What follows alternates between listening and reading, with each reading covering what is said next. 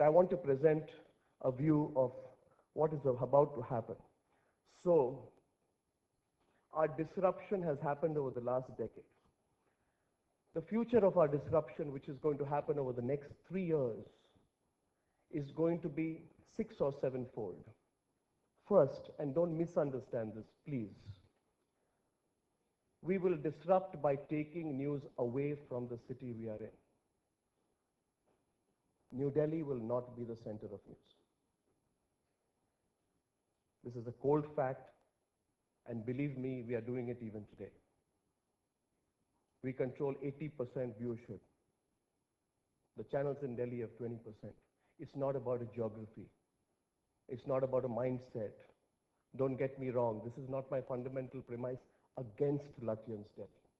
But let me tell you this, for far too long, Indian television has lived in boxes.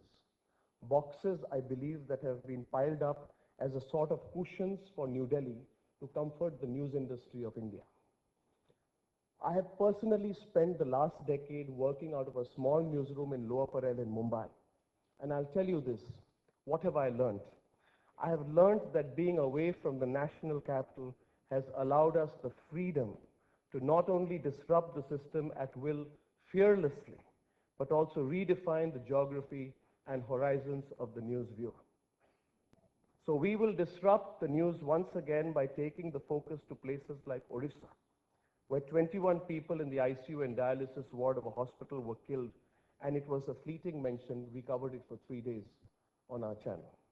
We will disrupt the news once again by taking the focus to places like Bihar, where it has become an annual tradition for elected representatives of the people of an impoverished state to be grabbing goodies funded by the taxpayer. Remember, viewers, just look at last week and ask yourself fundamental fact, how many channels operating out of Delhi covered the story of Rocky Yadav? Rocky Yadav is the son of a politician, killed Aditya, 18-year-old boy, at gunpoint from the back of his car because he overtook his car. For some reason, this story didn't shake the hearts here. Is it because people felt that if you question Rocky Yadav, you'll be questioning a certain part of the establishment that you don't want to question at this point of time that is ruling in Bihar? Then you are a player, you're not a journalist. So, point number one, we will disrupt the news industry by taking news away from the national capital. Secondly, we will disrupt the news industry, and this is going to happen by creating a new center of news. We will ensure that despite the sheer volume and numbers, the national capital of India does not remain the news center for Indian journalism, because India needs to be defined beyond New Delhi, and the change makers, despite, also need to start growing out of the national capital. 17 major news channels of India serving the country are based in Delhi. I will not take names. Ask yourself the extent to which they have served the democracy of this country. There are 16 major newspapers which capture about 80% of the market based out of Delhi. Ask yourself whether they've really made the change. And if they haven't, let's ask ourselves the serious and tough question about it. The third way we will disrupt the news industry is we will end the interdependency between news and politicians. I dream of an independent media, where the interdependencies between the politician and the media are reduced as much as possible. For far too long, and I don't know why we have allowed this. For far too long, the news in this country has been using the political class as its crutch or shoulder to lean on. For far too long, the system of news has seen itself as free only to cave in and work on compromise formulas from time to time, thereby only embarrassing itself and humiliating the tenets of journalism in India's 70th year of independence. I dream of a different system. I dream of an independent media which has the maturity to regulate itself and the fearlessness to be answerable to nobody but to itself. Point one. Point two, I truly dream of an independent media where the power of independence, of its responsibility and its answerability does not go beyond itself, where even if it means that we limp on one leg, Don't use that crutch. I would rather limp on one leg for the rest of my life as a journalist than use politicians as my crutch. And I have proven it time and again. The fourth way we will disrupt the news industry is to prove that money means nothing. Viewers know that this channel which we run is not run on the power of money. In the future, money will be an enabler. Money will not be the difference between winning and losing. And I can expand this to you. Money does not buy you connect with the viewer. Money does not buy you eyeballs. Money cannot buy you a ticket to be an agent of change. The courage of disruption and your own brand of journalism can make that change. But we live in India today where news is not consumed on television solely anymore. News is not consumed and increasingly in the future will be less consumed through your morning newspaper. In fact, your morning newspaper and your television set before bed become only the first agent of what the news has become. Consider this to understand. We are the second biggest community of smartphone users with 220 million users. The number of tablet users in India is 18.7 million. We have 462 million internet users. Our 3G and 4G users are 120 million. In only 24 months, we've increased that much. And Twitter has 313 million users in India. And the CEO of Twitter, who met me 6 months back, told me that they haven't even reached 1/3 of their potential. What does this mean for me as a journalist?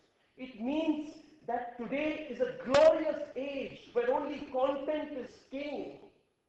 I can't buy my way to your heart. I can't win by building distribution monopolies. I cannot win by paying more money and going on prime frequency and beating the hell out of someone who cannot afford the money, as happened in the past and was on a UHF or S band. In today's digitized age, everybody is on an equal platform. And we will be too. We will be too. Once we are on that platform, it is for you to choose, which means nothing can keep me away from it. The future of journalism is going to go through quantum change when journalists like me begin to realize that nothing can stand between me and you. My relationship is with you. You may hate me, disagree with me. You have a right to confront me, question. Throw stones in me, boycott me. But nothing can make sure that I don't reach you. Nothing. Certainly not money. That's a beautiful moment in our industry, when money ceases to matter and content is king. Therefore, the fifth reason we will disrupt in this beautiful world which we are about to enter is that people will find good content. I believe that with avenues and seamless access to information that we have in our times when news is available and literally breaking on our fingertips at 140 characters on Twitter, content becomes supreme because it is more easy than before for people to just search and find you. Money, what can money do? Money can buy you infrastructure, but money cannot replace or buy good content, especially in the cluttered news space that we are in the midst of right now. People ask me, what about these big corporate groups? So much money they have. Media is going to be bottom up. Absolutely not. How can you? You spend all the money in the world. Will you know how to do a story? You invest thousands of crores. I challenge anyone. Come invest thousands of crores. But between me and my viewer, there is one camera and my viewer is on the other side. Prove to me that your thousands of crores will find a greater connect between you and the viewer. It will rather be an impediment. It will not be an enabler. And the last part, which I want to share with you, because we are on the edge of a massive independent media revolution. Things are about to change, ladies and gentlemen. And I hope I meet you 6 months from now and you realize what I'm talking about. Sometimes before the storm, it appears a sense of tremendous calm. In my industry today, there is boredom. More of the same. But believe me, this is a mirage. Things are going to change in a way people will not recognize again.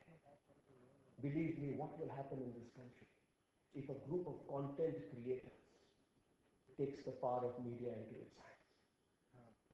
and says, we know how to do journalism.